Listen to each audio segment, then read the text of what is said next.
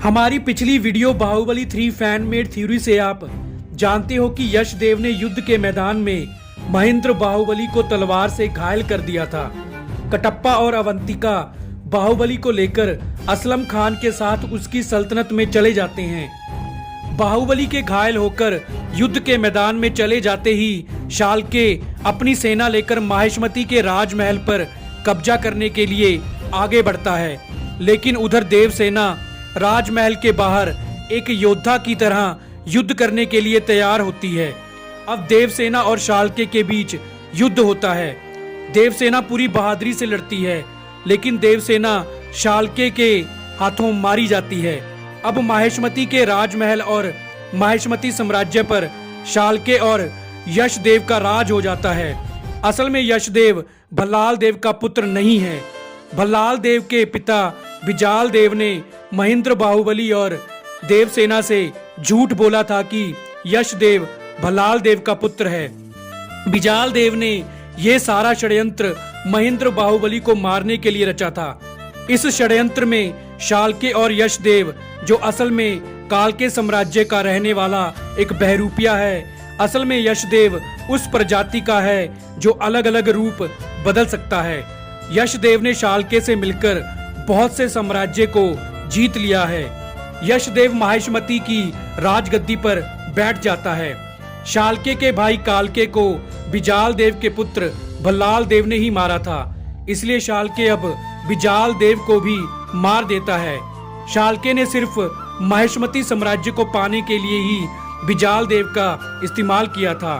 शालके असल में बिजाल देव को भी अपना दुश्मन ही मानता था।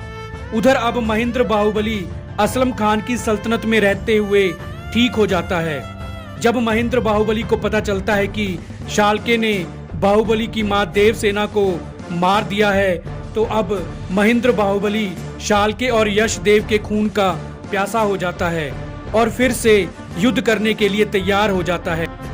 लेकिन असलम खान कहता है कि शालके और यशदेव ने बहुत से साम्राज्यों पर धोखे से कब्जा करके अपनी सेना बहुत ज्यादा बढ़ा ली है, इसलिए हमको उनसे युद्ध करने के लिए अपनी सेना भी बढ़ानी होगी।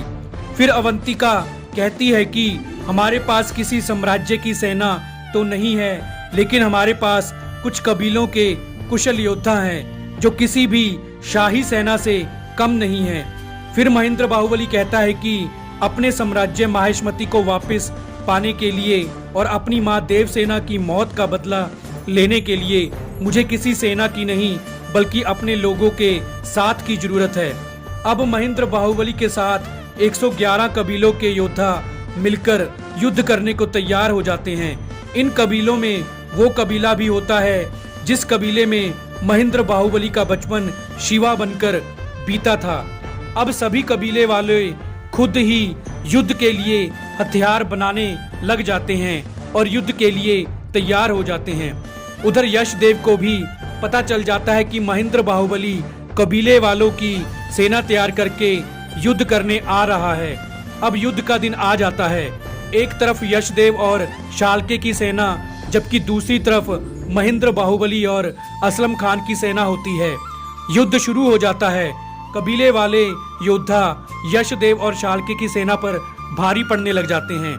युद्ध के दौरान शालके कटप्पा के हाथों मारा जाता है, लेकिन फिर जब यशदेव और कटप्पा का आमना सामना होता है तो यशदेव कटप्पा पर वार करके उसको मार देता है। कटप्पा को मरते देख बाहुबली गुस्से से भर जाता है और महेंद्र बाहुबली आखिरकार यशदेव की गर्दन पर तलवार चलाकर उसका सर उसके धड़ से अलग करके यशदेव को मार देता है। अब फिर से माहिष्मती पर महेंद्र बाहुबली का राज हो जाता है। तो दोस्तों, हमारी वीडियो पूरी देखने के लिए आपका धन्यवाद।